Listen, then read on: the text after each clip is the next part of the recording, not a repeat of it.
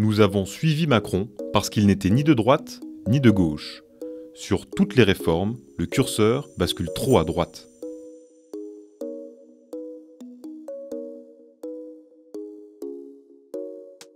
Ils s'appellent Jean Pisani-Ferry, Antoine Boziaux, Philippe Martin ou encore Philippe Aghion.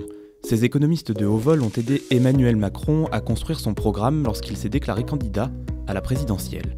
Ce sont eux qui ont travaillé la plupart des sujets des grandes réformes économiques. Emmanuel Macron, quand il entre en campagne, il ne sait pas, par exemple, que le système universel des retraites, il sait que ça existe en Suède, mais il ne s'est pas penché dessus.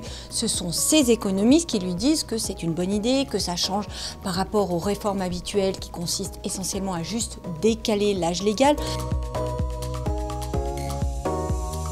Ces économistes, quand Emmanuel Macron arrive au pouvoir, ils sont évidemment enthousiastes, enchantés, leur programme va se dérouler, tout ce qu'ils ont préconisé pour qu'enfin la France retrouve de la compétitivité, retrouve de l'allant, fasse baisser le chômage, tout ça va se mettre en musique très rapidement, sauf que peu à peu, ils déchantent.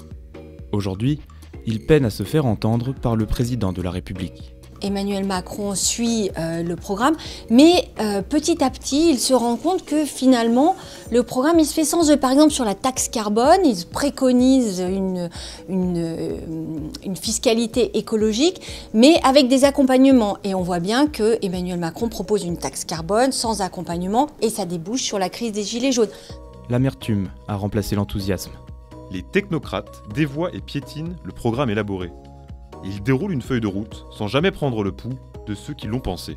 Sur la réforme des retraites, sur le système universel des retraites, ils ne sont pas du tout contactés par le gouvernement qui met en place ces réformes. Ils ont l'impression qu'ils ont délivré un programme et ce sont des technocrates qui le mettent en œuvre en faisant énormément d'erreurs, en faisant des maladresses.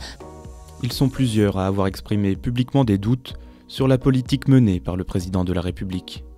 Nous avons suivi Macron parce qu'il n'était ni de droite ni de gauche. Sur toutes les réformes, le curseur bascule trop à droite. Et le dialogue n'est pas près de se réchauffer entre ces économistes et Emmanuel Macron.